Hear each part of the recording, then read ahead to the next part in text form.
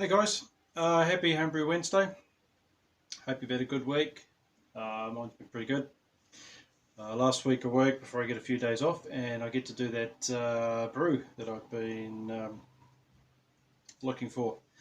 I've decided it's going to be a Sierra Nevada Pale Ale clone, and I've just ordered the grains and hops, so I'm just waiting for those to turn up and should be good. Time for a drink.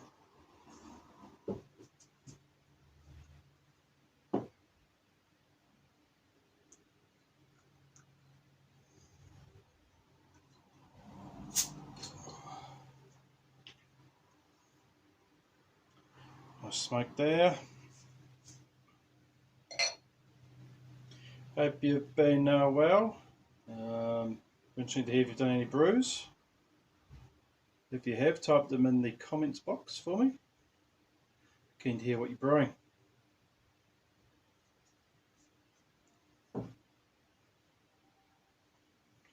Check that out, it's been in the fridge for about 2 days.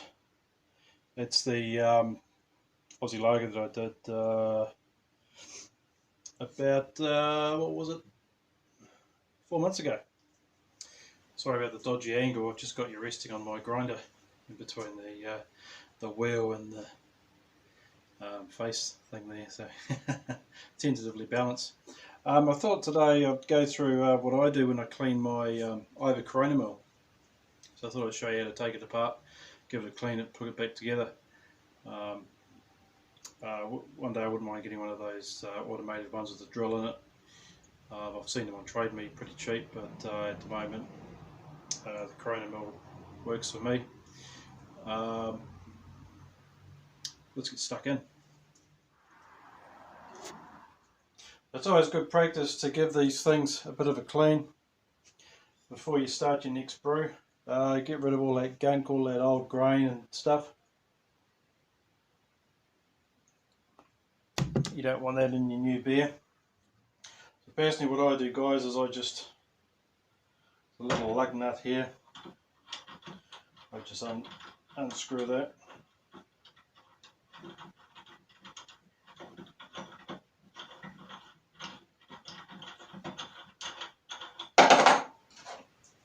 Take that out. And take the funnel off. That can do a good clean. Soap and water normally does the trick. Any old grains, get them out of there. And then you can take your handle off. Little loop nut here, loop handle. That just unscrews like so. I'll get out of your way. I failed film school, so bear with me. I've had this thing for about 6 years now, and it's never let me down. It's never seen me wrong. A couple of nuts either side. I normally have them at finger tightness. They come off.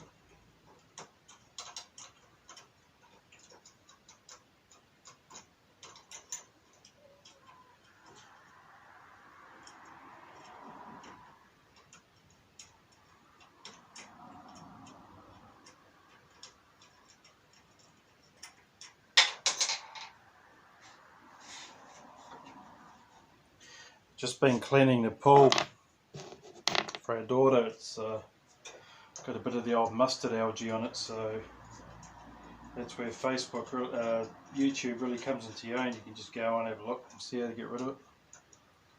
So I've got to go down to the shop, get some pH decreaser and shock the shit out of it, and hope that works.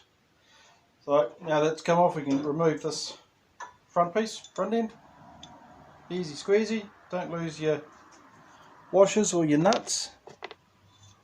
Put them down where you're going to find them next time.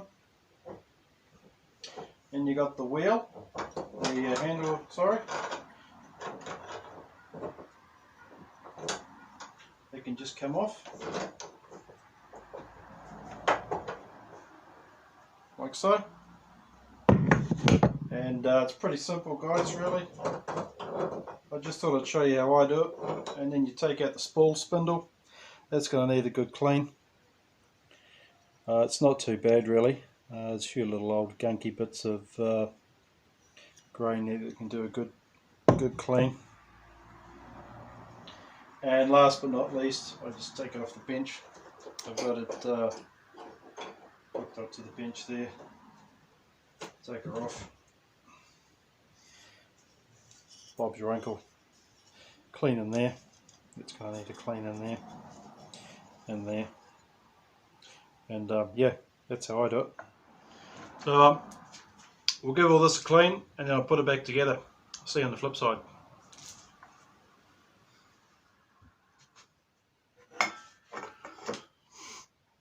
And back.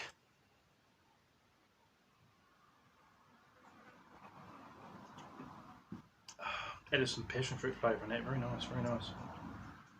So yeah, there's only 3 things you really need to clean, guys. I don't bother with all the lug nuts and screws. They're not actually touching the grain, so I just give them a quick wipe over. They're pretty clean anyway.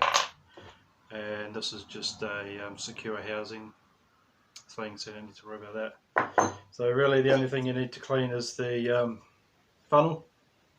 Nice and clean now. Any build up. I just use soapy water, hot soapy water. It was fine. You can put it in sodium bicarbonate if you want, but it wasn't too bad. And the housing, you want to really give it a good scrub in there because you get all sorts of gunk and stuff. These 2 holes here, nice and clean now. And the grinding mechanism, you'd be surprised how much gunk you get in. Let me find a better angle. In here, just where the wheel meets the auger, right, that little gap there. I probably spent 10 minutes just cleaning in there. There's little bits of grain and shit and filth and everything. Really get in there. Now it's spick and span. So come over here and we'll put the thing back together. So obviously the first thing I want to put back on is the housing. You can see that. There we go. It goes on this way, edge of the table. Nice and tight, you don't want it coming apart while you're putting your malt through.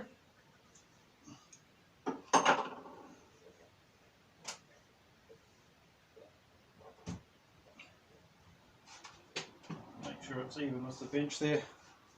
And I'm going to give everything a bit of a spray down with some Star Stan, just to be doubly cautious.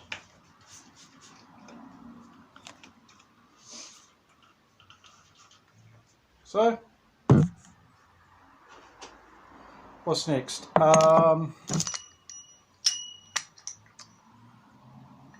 Auger, the grinder, goes through here, small hole.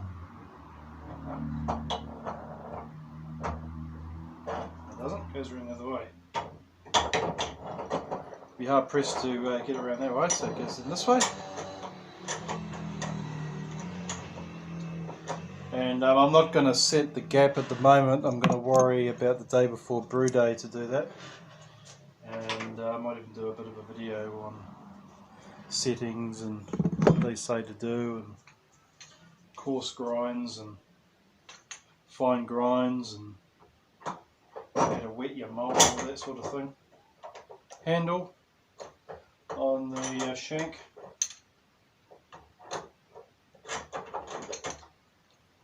Will let me.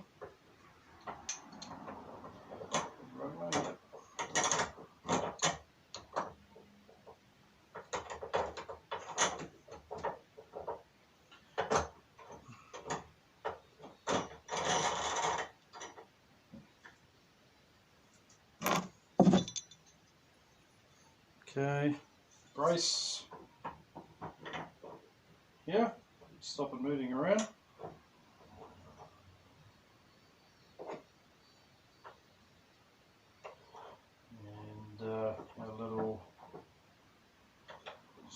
lug nut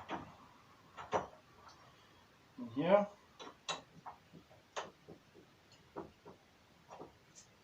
Hope you can see this, guys. Sorry about the angle. It's sort of hard to film this by yourself.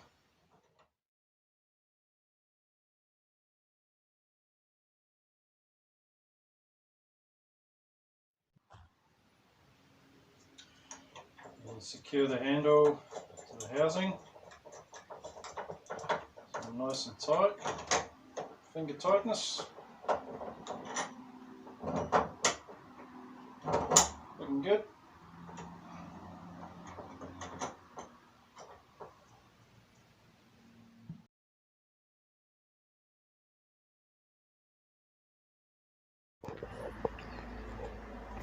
Yeah, back I just attached this onto here. I had a little bit of trouble. Sometimes you get a little bit of movement on these because it's you're actually applying pressure, because when that goes in there you're actually applying pressure to the grinding plate, and that's how it determines your grind. So obviously the more you turn it, the finer it's going to be, and if you pull it back you're going to get a more coarse grind.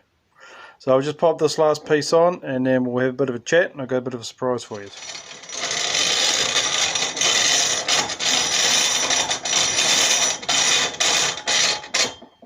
Beautiful, nice and clean. Nice and clean. So yep, that should be good. Grinding mill's clean. I'll have to clean a fermenter, get that ready, and hopefully by then the ingredients will turn up.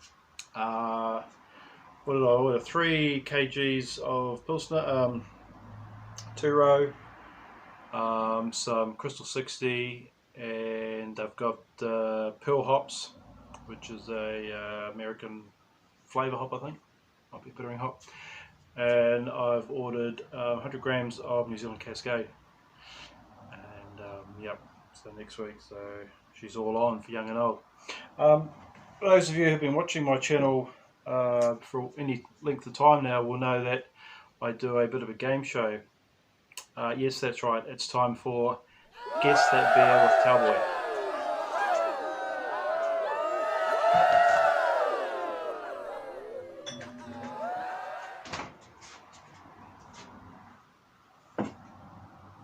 So for those of you not in the know, this is the premise.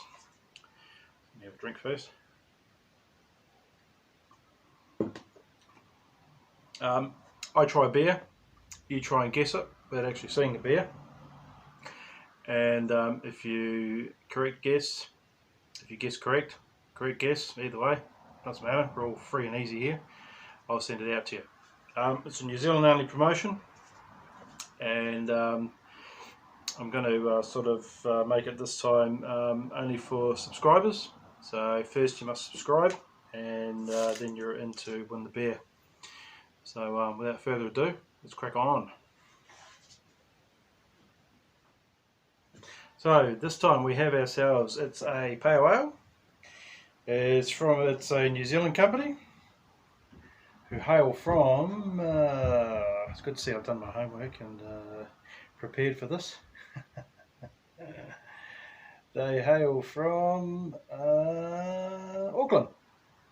I'm a big fan of these guys' beers. I've tried their, they have a, I'm a long time fan of these guys. They have a hazy IPA and a New England IPA that I just can't get enough of. So yeah, let's crack into it. So yep, it's a pale ale coming in at 4.5% ABV. It's one I haven't seen before. I thought I'd give it a crack. Comes in a 330ml can. Oh, someone's broken into someone else's car. We've had the ambulance and the fire chief and the police up and down here all day today, so something's going on.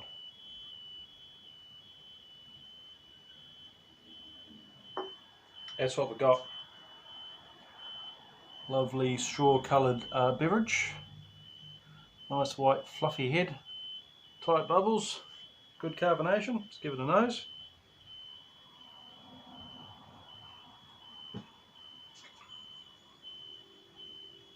Very subtle.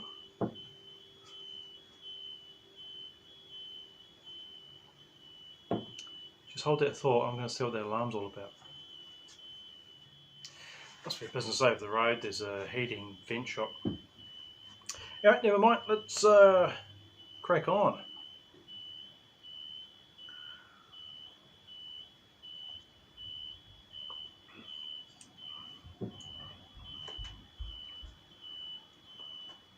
Nice, very sessionable that one.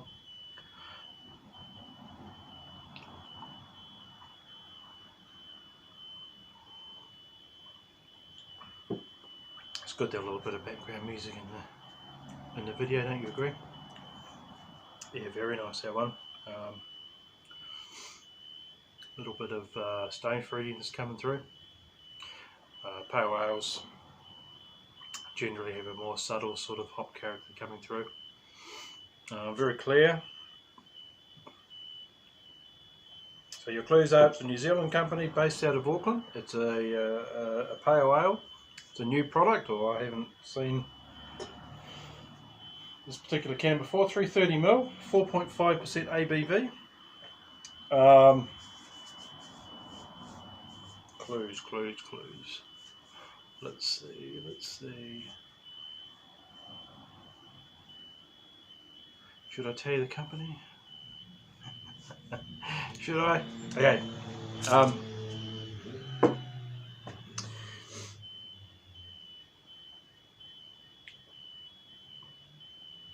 No. Try and guess. The company's name is two words. First letter is D, second letter is C. So there you go. There's your bonus clue. Anyway, thank you for watching, guys. Hope you've gained some value out of this Homebrew Wednesday.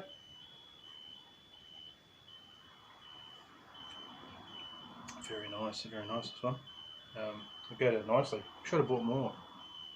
On special $2. So yeah, went nuts. There we go. Hey, the security's finally gotten rid of the. Thanks, guys. Continue to support the channel, and hopefully see you for Brew Day. Cheers.